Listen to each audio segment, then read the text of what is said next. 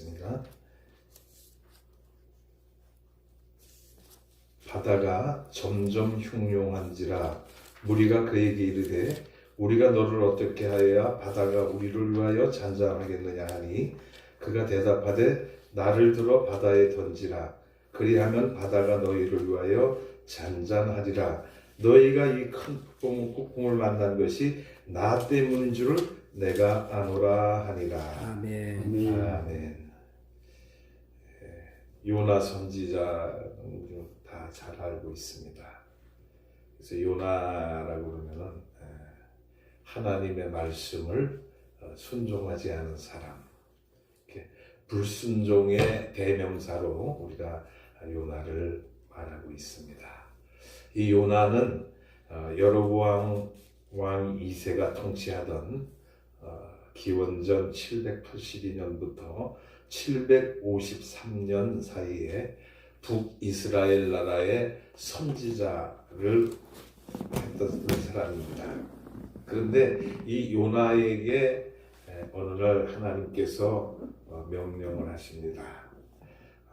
지금 내가 내려다보니까 니느웨가 죄가 너무나 많이 관영하고 너무나 그들이 나를 배반하고 잘못된 길로 가고 있으니까 요나야 너는 니느웨로 가서 나의 심판을 외치라.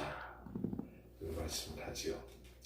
근데 이 말씀을 들은 요나는 하나님의 말씀에 순종하지 않고 다시스로 가는 배에 오르게 되었는데 성경 오늘 본문을 이렇게 읽다 보니까 배의 싹을 지불하고 다시스로 가는 배에 올랐다라고 하는 기록이 있습니다.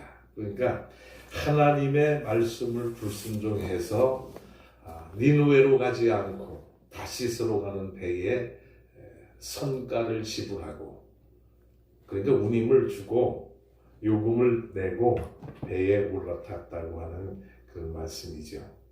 근데 하나님은 요나가 가는 도망길을 평안하게 잘 가라고 하시지 않으세요. 그래갖고 요나가 가고 있는 그 바다에 풍랑이 일게 하고 여러 가지 어려움이 닥쳐오면서 이제 그 배가 바닷물 속에 침몰할 지경까지 이르게 됐던 것을 오늘 성경을 통해서 우리가 알 수가 있습니다.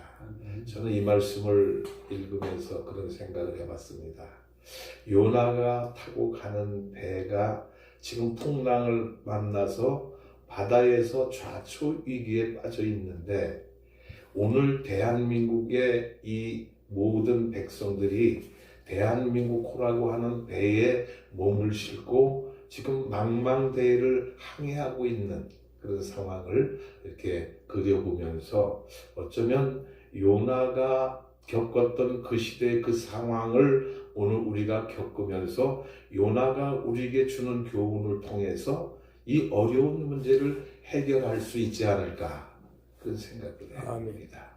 그러니까 이 어려운 문제를 풀 수 있는 것은 다른 것이 아니라 요나의 행동을 통해서 우리는 깨달을 수가 있다. 그런 얘기입니다.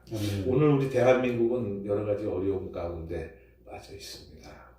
풍랑의 위기 속에 우리가 있습니다. 그 풍랑이 어떤 풍랑입니까? 여러 가지 풍랑이 있겠습니다만은 몇 가지를 들어서 얘기를 하면은 첫 번째가 경제의 풍랑입니다.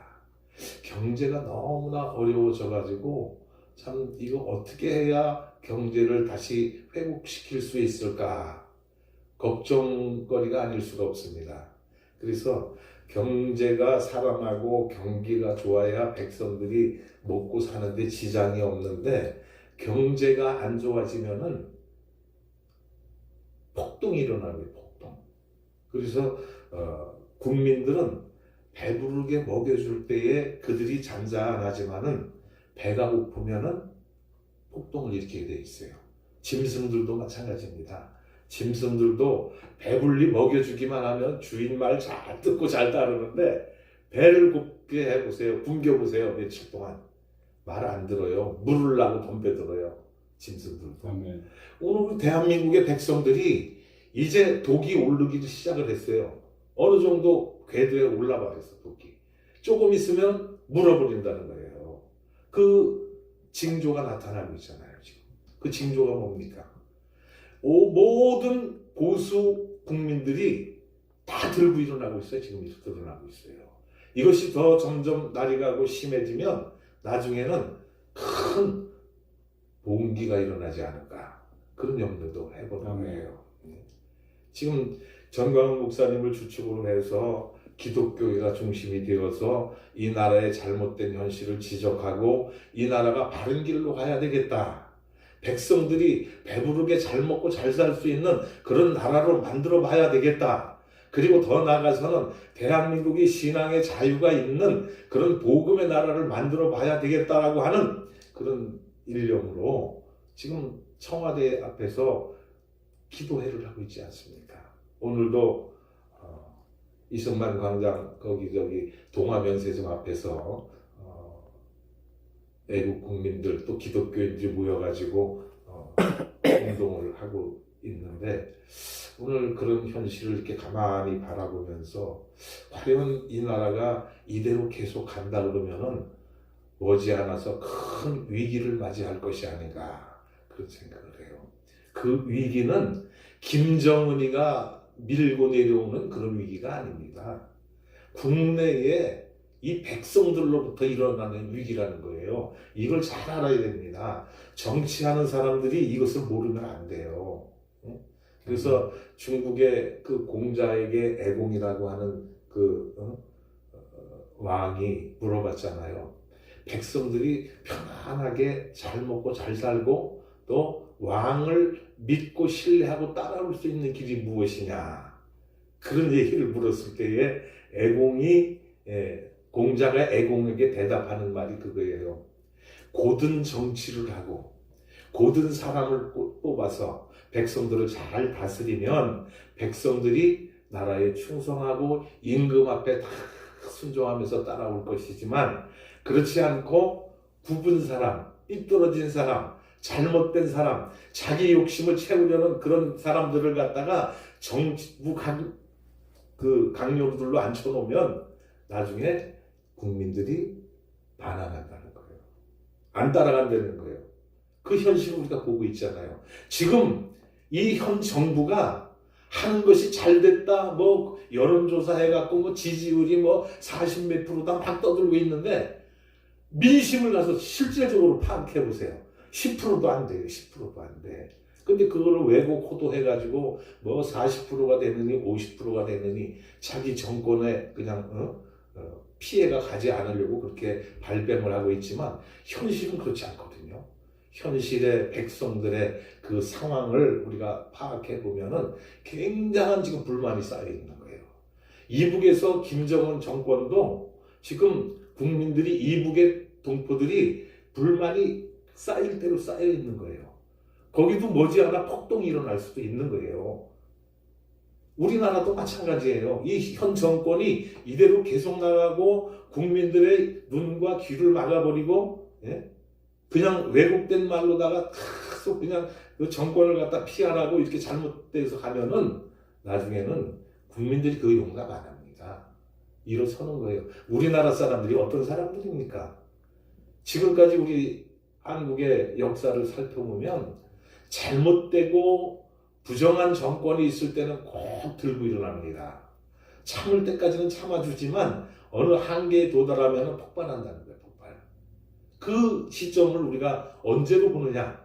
위기에 지금 머지않았어요. 국민들이 들고 일어나서 이 나라를 뒤집어 엎을 국민운동이 일어날 날이 멀지 않았다는 겁니다. 이거를 우리가 국민들이 또는 정치인들이 깨닫고 바로 나갈 수 있는 길을 우리가 열어야 되는데 참 너무나 안타깝습니다. 국민들은요 단순합니다. 배부르고 편안하게 해준다는 거예요. 근데 지금 배부르게 해줍니까? 편안하게 정부가 국민들에게 해주고 있습니까? 전 그렇지 못하고 생각을 해요. 배도 고프지요. 불안 속에 살아가지요.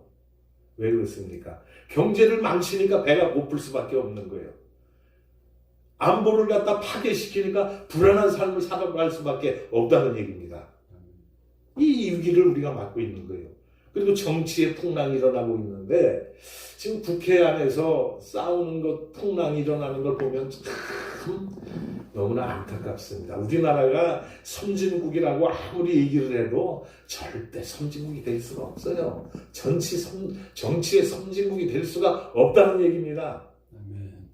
정치 선진국은 어떤 게 정치 선진국이냐면요, 다른 당이 됐다 할지라도 그 당에서 내세운 그 내용들이 국민들을 위한 것이고 나라를 위한 것이면 다른 당에서도 거기에 협조합니다.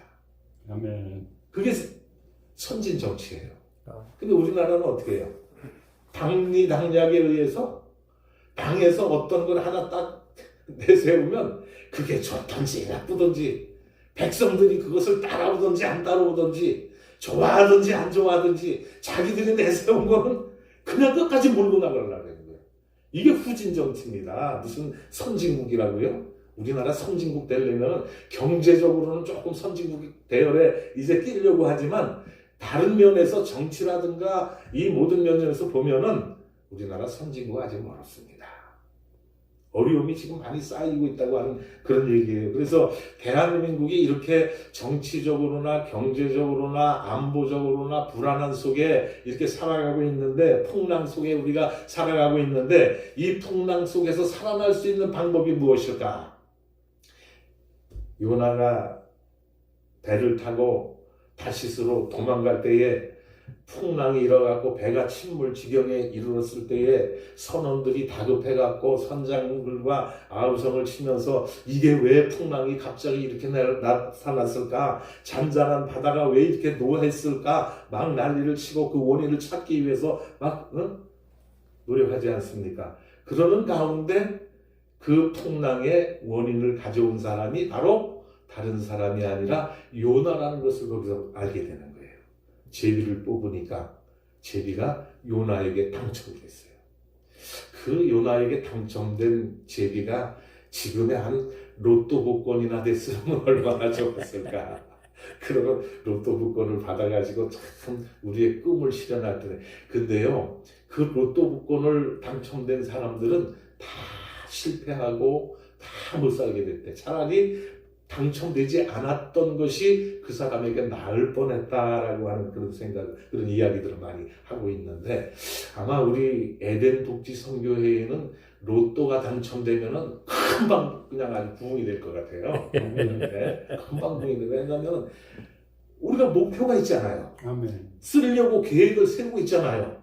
요럴 때 물질만 딱 던져주면 팔딱 일어난다는 거야. 팔딱 일어난다는 거야.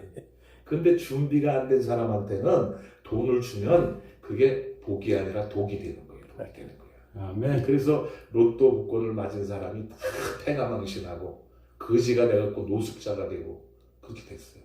근데 하나님이 우리 에덴 복지 선교회를 로또 복권에 걸맞는 그런 복을 다 내려주시면 우리는 망하지 않고 그 하나님을 위해서, 복음을 위해서 큰 계획을 세우고 이 나라를 살리겠다고 이렇게 나가니까 우리는 뭐 돈만 갖다 주면은 금방 일어나서 일할 거 아니에요. 금방 세워질 거 아니에요. 준비가 안 된 사람은 그거 줘도 안 돼. 우리 준비가 됐잖아. 이제 기도하면서 매주 토요일 날 모여서 하나님 앞에 예배드리고 하나님 에덴 복지 선교회를 세워주세요. 이 에덴 복지 선교회를 통해서 지금 풍랑을 만나 좌초에 빠져 있는 이 대한민국을 우리가 건질 수 있게 해주세요. 살려주세요. 기도하고 준비하고 있는데 하나님이 딱 내려만 주시면 출발을 하는 거예요. 이제. 지금 모든 배를 항구에 딱 대기시켜 놓고 출발 명령만 딱 대기하고 있는 상태잖아요. 우리가요. 준비는 다 했잖아요. 지금 준비하고 있잖아요. 그래서 하나님이 출발 신호만 딱 보내면은 출발을 하게 돼 있어. 배를 띄우게 돼 있어. 항해에, 그 망망대해에 그 에덴 복지 선교회라고 하는 배를 출발시킬 그런 준비가 다 돼 있다는 말씀이에요. 그래서 하나님은 언젠가는 곧 주시지 않을까. 출발 신호를 우리에게 내리지 않을까 그런 생각을 하고 있는 거예요. 그래서 출발 신호가 하나님의 명령으로 딱 떨어지기만 하면 우리는 그때부터 발벗고 열심히 뛰기만 하면 되는 거예요. 그래서 어두워져가는 이 세대를 밝히고 풍랑을 만나 좌초위기에 빠진 대한민국을 살리고 어두워진 복음, 이제 헷갈리는 복음, 유전자가 변형돼서 앞을 가늠할 수 없는 그런 복음을 갖고 이 믿음 세계, 신앙 세계를 흔들고 있는 그런 모든 것들을 다 정리해야 되는데 그 정리를 누가 할까요? 우리가 해야 되는 거, 우리가. 그 정리하기 위해서 우리가 이 준비를 하고 있지 않습니까? 이 준비를 하는데 하나님이 우리를 어여삐 보시고 응답해 주시면 곧 그것이 실현되지 않을까, 그런 꿈을 꿔보고 기도하면서 주님의 그 출발 신호만 기다리고 있지 않습니까? 그래서 자나깨나 항상 마음속에는 하나님이 언제나 출발 신호를 내리실까, 이게 기다려지는 거예요. 그 기다려줘서 그냥 경기장에서 운동장에서 선수들이 그냥 뛰려고 탁 스탠바이 하고 있는데 총을 가지고 팍 쏘면은 팍 튀어나가잖아요. 그 시점에 우리가 지금 달리기 출발섬에 지금 서 있는데 하나님이 이 총, 출발 신호 총만 딱 하고 쏘면 저기 되겠는데 그 우리가 하나님의 마음을 움직여갖고 하나님이 출발 신호탄을 쏠 수 있도록 우리가 기도하고 하나님의 마음을 변화시켜줘야 돼. 하나님의 마음을 바꿔야 된다는 것입니다. 그러기 위해서는 우리가 날마다 모여서 기도하고 하나님 앞에 이 우리의 상황을 말씀을 드리고 우리가 좋은 뜻으로 하나님의 나라의 복음을 위해서 이런 일을 하니까 하나님이 들어서 응답해 주세요. 하나님이 출발 신호만 내리면 우리는 출발할 준비가 다 되어 있습니다. 하나님 출발 신호를 내려주세요.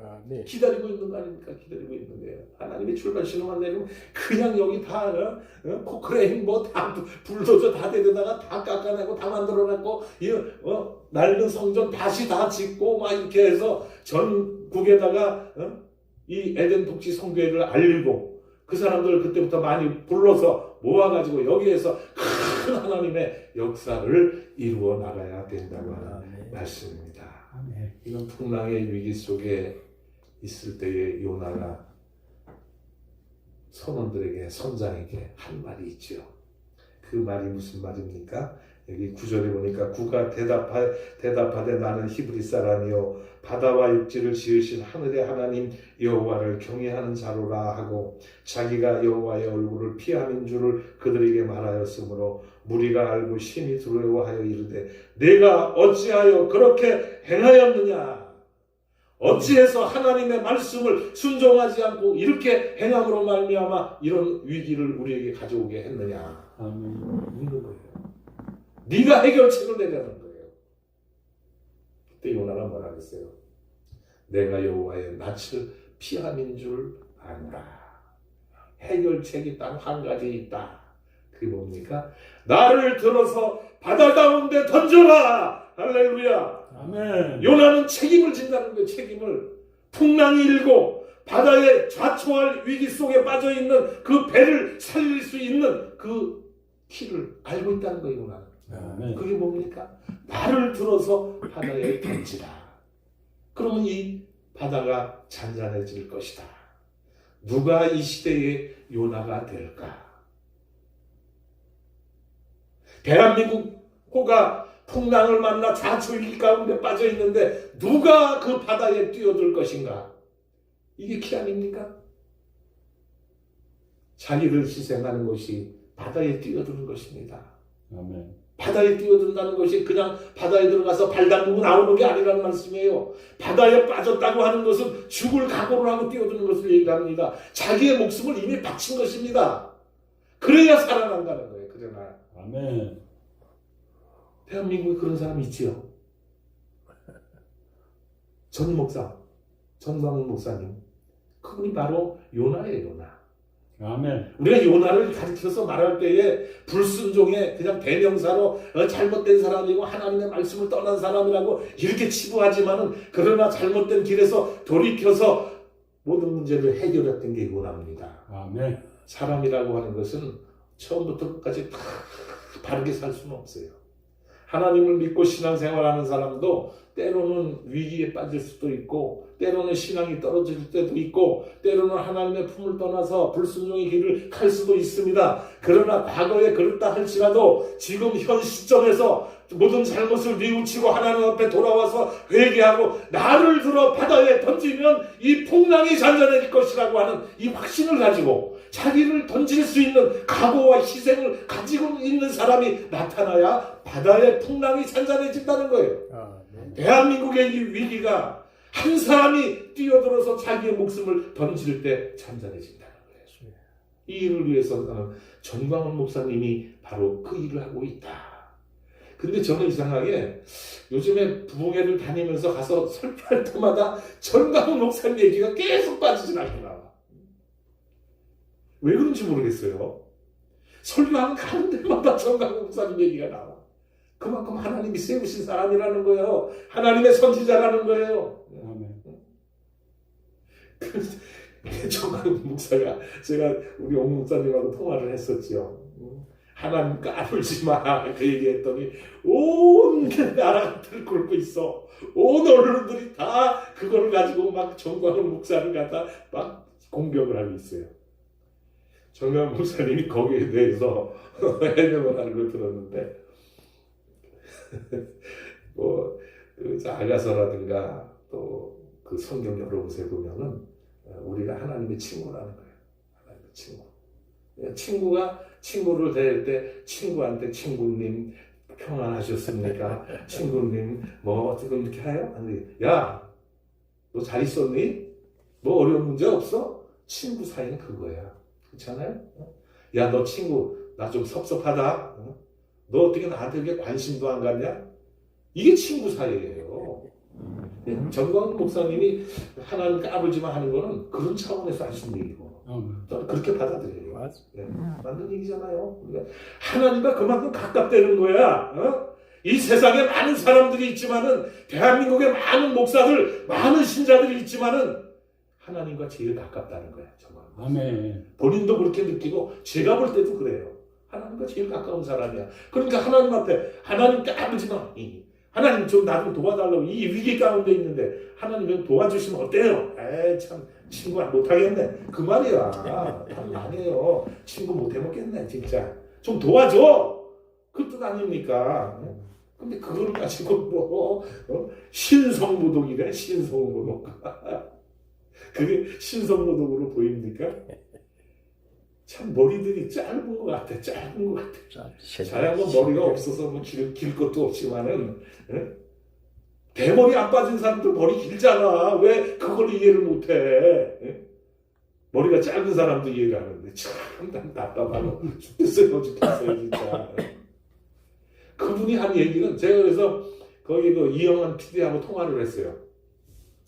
지금 전광훈 목사님 한 얘기에 대해서 온 나라가 시끌고 그렇게 뒤죽박죽 돼 있는데 나는 안다.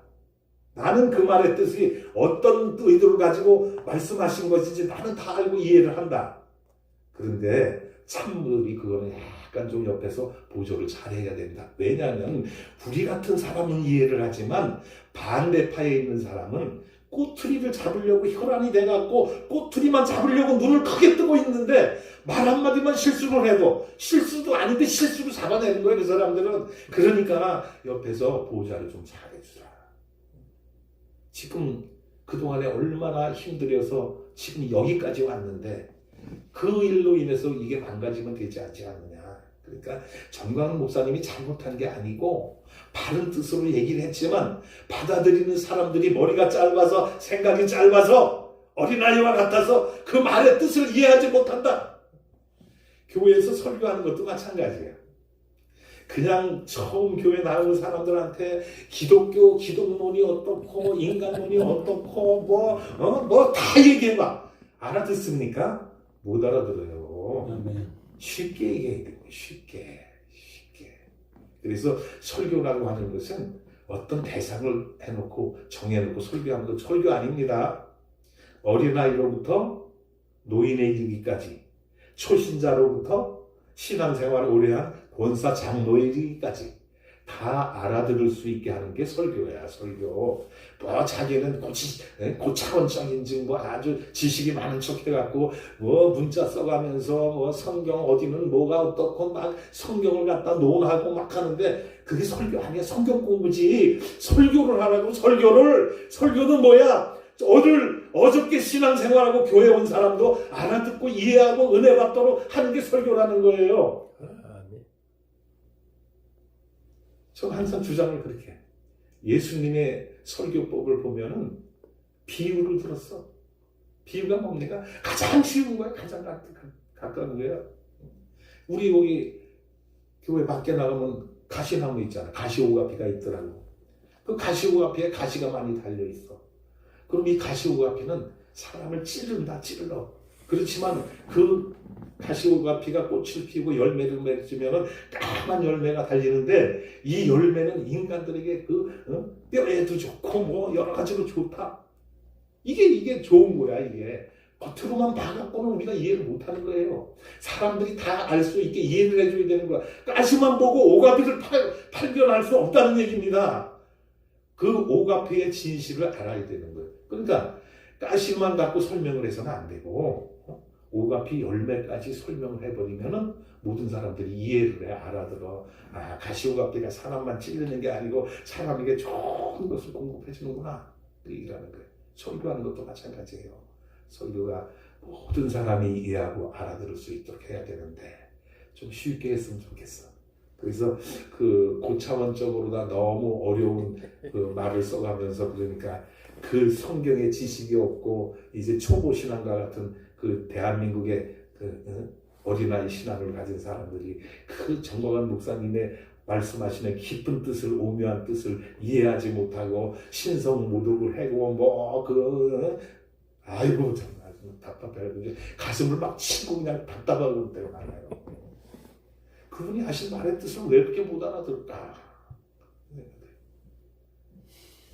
오늘 대한민국의 모든 성도들이 좀 고차원적인 신앙, 깊은 신앙에 들어갔으면, 그런 경지에 들어갔으면 좋겠다 하는 생각을 들고, 그렇게 해서 이 나라가 바로 서야 되는데 정광훈 목사님은 조금 쉬운 말로 좀 이야기를 하시고, 그 다음에 백성들은 좀 넓은 마음으로 깊은 마음으로 그것을 받아서 이해를 하면 그런 충돌이 일어나지 않을까, 그런 생각, 충돌이 없어지지 않을까, 그런 생각을 해봅니다.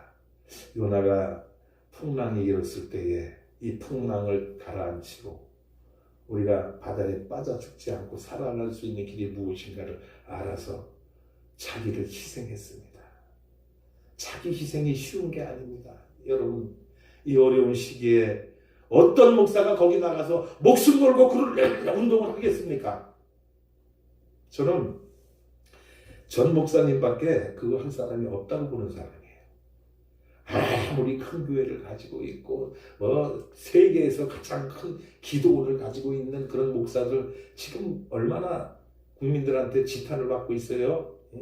교회가 큰 뭐 합니까? 성도가 많으면 뭐 합니까? 할 일 하지 못하고 말하지 못하고 바른 말 하지 못하고 자기 몸 사리고 있는 그런 사람들이 어떻게 이 나라의 종교적 신앙의 지도자라고 말을 할 수가 있어요.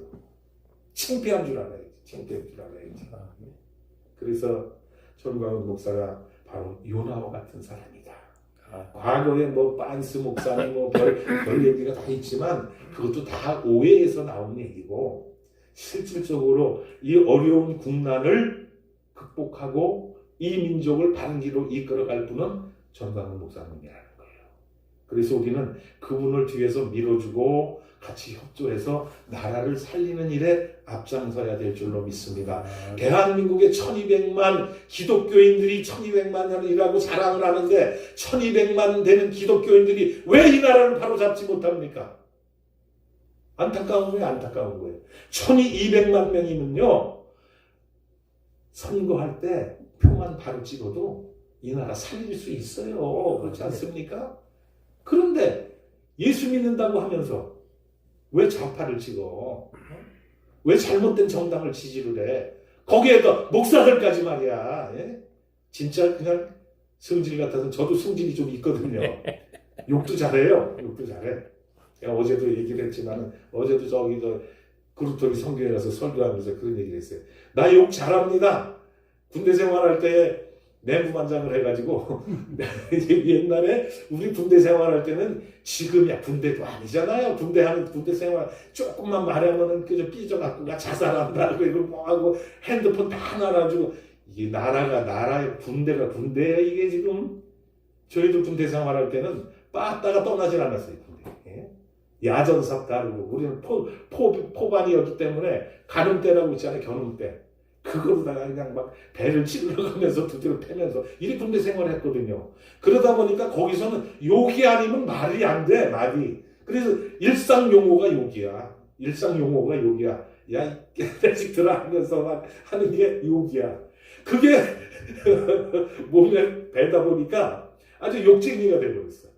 군대를 제대해갖고 결혼을 했는데 우리 집사람이 그때 신학교를 다녔거든요. 신학교를 다니는데 우리 교회 장로님이 같은 신학교를 다니는 분이었어. 근데 김 선생 그 우리 학교에 참하고 예쁜 그 자매가 하나 있는데 한번 선 좀 한번 안 볼래? 그러더라고요. 그래서 그래요? 한번 보지요. 그리고 선을 봐갖고 만났는데 그 우리 집사람이 얼굴이 굉장히 이뻤습니다. 그러니까 그 형부의 친구들이 사장하는 사람들이 많이 있었어. 그래갖고 그 사장들이 중매해달라고 막 청혼이 여기저기서 들어오는데 첫 번째 조건이 뭐냐? 그 사람 예수 믿어 합니다. 형부 딱 물어봐. 예수 안 믿는다면 너. 그 괜찮은 사장들이 청혼이 많이 들어왔는데 다 노해버렸어. 그리고 내가 이제 이렇게 연결이 됐는데 신앙생활 잘한다고 장로님이 그때 이제 군대 제대하고 새벽 기도를 하루도 안 빠지고 그냥 교회까지 거리가 멉니다. 저기 남양주시 와구 그때 도곡리라고 하는 데인데 그 도곡리 종점 버스 종점 있는 데서 우리 집까지는 한참 한 2km 이상 걸어가야 하는데 거기는 뜨문 집이 있고 좀 산골로 들어가는 그런 길이었었는데 거기를 새벽마다 빠지지 않고 비가 오나 눈이 오나 항상 새벽길로 나가니까 이 장로님이 신앙이 엄청나게 좋다고 우리 집사람을 중매를 한 거야. 그랬는데 결혼을 딱 하고 나니까 이게 말하는 것마다 욕이야. 이게 말하는 것마다 욕. 아니 신앙생활 잘한다고 해서 결혼을 했는데 말끝마다 욕이야. 군대 막 제대했을 테니까. 군대에서 내무반장하면서 야 이 새끼들아 똑바로 해 있는 사람 욕만 하다 보니까 이게 입에 습관이 돼갖고 집에서도 이 욕이 막 나오는 거니까 아니 당신 장로님 말씀으로 듣기에는 참 신앙생활 잘하고 신실한 사람이라 그래서 내가 좋은 혼처 다 물리치고 당신하고 결혼을 했는데 실망이 커요. 왜 이렇게 욕을 많이 해요? 그래서 그때부터 욕을 고친 거야. 그때부터 욕을 고쳐가지고 지금도 이제 욕을 많이 고쳤는데 그래도 가끔씩 그냥 성질이 나고 그러면 욕이 막 나와. 오늘 대한민국의 현실을 보면은요, 전광훈 목사님 그 욕도 아니야. 더 세게 해야 돼, 더 세게. 그냥 더 세게 해갖고 그냥 이 나라 잘못된 거 다 그냥 막말로 조지고 말이야. 응? 해가지고 바로 잡아야 되는 거예요. 바로 잡아야 되는 거예요. 이 나라를 살릴 사람은 전광훈 목사님밖에 없다. 저는 그렇게 믿습니다. 다른 분들은 어떻게 생각할지 몰라도 저는 그렇게 믿습니다. 그러니까 어떤 사람은 그래. 저 김도열 목사는 전광훈 목사한테 미쳐가지고 뭐 어쩌다고 그런 얘기가 들려오는데 아니 미쳐도 바르게 미친다는 거야. 아멘. 우리가 미칠 때 예수에 미쳐야 되고 지금 현실에는 전광훈 목사에게 미쳐야 되고 미쳐야 되는 거예요. 미쳐야 되는 거예요. 미치지 않은 사람은 일을 할 수가 없어요. 전광훈 목사가 나라 살리는 일에 미치지 않았다면 자기 목숨 내놓고 가서 그렇게 하겠어요? 아멘. 어젠가 그저께인가 그 종로경찰서에 끌려가고 11시간 조사를 받고 왔다 그러네. 근데 그때 나올 때는 약간 좀 풀이 죽은 것 같은데 풀이 죽은 게 아니고 힘이 들어갔고 11시간을 갖다 조사를 받았으니 아무리 힘이 센 사람도 그 녹초가 되잖아요. 근데 건강이 안 좋은 사람이 11시간을 갖다 막 그냥 그 취조를 했으니 힘이 빠졌지. 그래야 되는데 오늘 아침에 그 설교하는 거 보니까 쌩쌩해. 다시 쌩쌩해. 그 마음속에 신념이 있잖아. 신념. 아멘. 내가 나라를 살려야 되겠다. 도탄에 빠져있는 대한민국을 건져야겠다. 이런 확고한 신념이 있기 때문에 용기가 있는 거야. 그 자기의 신념을 굽히지 않는 거예요. 그러니까 아무리 어렵고 힘들다 하더라도 용기 있게 나라를 이끌어갈 수가 있다. 아멘. 그래서 이 시대에 이 풍랑 가운데 빠져있는 좌초위기에 빠져있는 대한민국 호를 건질 수 있는 사람은 요나와 같은 전광훈 목사님이라는 거예요. 아멘. 그래서 자기를 바다 가운데 던져서 풍랑을 잔잔케 했던 요나. 대한민국이 지금 좌초 위기에 빠져 있는데 자기의 목숨을 던져서 이 나라를 살리고 이 나라의 어려운 현실을 구하려고 하는 전광훈 목사님 똑같은 위치에 있는 거예요. 그러면 그렇다고 한다면 이 나라가 망할까요? 아니면 흥할까요? 하나님을 붙들고 나가면 이 나라가 살 길이 열릴 줄로 믿습니다. 왜? 자기들이 희생하는 사람이 있기 때문에, 책임질 줄 아는 사람이 있기 때문에. 저는 정치하는 분들에게 감히 말씀을 드리고 싶습니다. 아멘. 정치에 대해서 책임을 지세요. 자기들이 한 말에 대해서 책임을 지라는 거예요. 책임을 지라는 거예요. 말로는 뻔들어놓게 해놓고 자기 금배지 달기 위해서 욕심 부려갖고 처음에는 달콤한 말로 백성들을 현혹시켜놓고 국회에 배지 달고 들어가니까 가서 하는 행동은 말과 행동이 틀리다는 얘기요. 책임을 져, 책임을. 나라가 꼬라지가 된 것 누가 책임져야 돼? 먼저 정치인들이 책임을 져야 돼. 정치인들이 책임을 안 지니까 목사가 나가서 책임지고 있는 거야 지금. 네? 이 현실을 왜 모릅니까? 답답한 거예요. 답답한 거예요. 네? 요나가 나를 들어 바다에 던지면 풍랑이 잔잔해질 것이다. 선원들이 요나를 들어 결국 바다에 던지고 맙니다. 요나가 바다에 던져지는 순간에 그렇게 요동치던 파도와 또 물결은 잔잔하게 되었다고 하는 말씀입니다. 대한민국의 이 어려운 현실, 파도치고 풍랑이 일어나는 이 현실 속에서 자기를 던져서 희생하는 사람이 나와야 될 줄 아는데, 저는 전광훈 목사님이 그 위치에 있다고 하더라도 더불어서 정치인들이 뛰어들기를 간곡히 부탁을 드립니다. 정치하는 여의도의 국회의원 소리 못 듣고 나쁜 말로 국개, 개라는 거야. 국회에 개, 국개! 이거 안 들려요, 귀에? 정치하는 국회의원들 안 들립니까? 국민들이 뭐라 그러는지 아시죠? 당신들 보고 국개래, 국가의 강아지래. 에이, 참 그런 소리 들어서 되겠어요? 자기를 버리세요. 자기를 희생하세요. 요나와 같이 이 풍랑 가운데 내가 뛰어들어서 대한민국을 살리겠다고 하는 그런 각오를 가지고 뛰어들면 당신들은 살아날 줄로 믿습니다. 아멘. 망하는 게 아니야. 살아나는 거예요. 살아나는 거예요. 누가 그걸 할 것입니까? 이사야 선지자가 하나님께서 누가 나를 위하여 가면 내가 누구를 보낼 거 그랬을 때 이사야가 뭐라 그랬어요? 내가 여기 있나이다. 나를 보내소서. 이 시대를 향하여 하나님은 말씀을 하고 계십니다. 대한민국을 누가 건질 것인가? 이 말이 들려올 때 내가 가겠나이다 하는 정치인들이 여기저기서 불릴 듯 일어나면 이 나라는 산다는 거예요. 네. 눈치 보고, 당대표 눈치 보고, 내년 4월 달에 공천을 받아야 되니까 할 말 못하고 참 치사하고 유치하고 아둠의 치유라는 말 아시죠? 아니 꼽고 더럽고 메시껍고 치사하고 유치하고 아둠의 치유 짓하지 말고 당당하게 나라에 나오시기를 바랍니다. 요나와 같은 용기를 가지고 내 한 사람 나라를 위해서 바다에 빠지는 희생을 가지면 이 나라는 산다고 하는 그 확신을 가지고 한번 나가보세요. 그렇게 하면은요 국민들도 그 사람 인정합니다. 당에서 공천 안 해도 그 사람 국회의원 자리 들어갈 수 있어요. 무소속으로 가면 되지. 국민들이 신임하면 되는 거야. 그렇지 않습니까? 길이 있어, 길이. 꼭 거기에 빌붙어갖고 눈치 보고 그런 일을 해야 되겠어요? 우리나라가 이거보다 더 어려운 현실이 와도 극복할 수 있어. 아멘. 할 수 있어. 그런 자신감과 용기와 희망을 가지고 우리나라를 이끌어갈 수 있기를 부탁을 드립니다. 아멘. 정치하는 여러분들 참 국정 보느라고 여러 가지 어려움이 많을 터인데 이런 무거운 말을 해서 죄송합니다만 그러나 이것이 무거운 말이 아닙니다.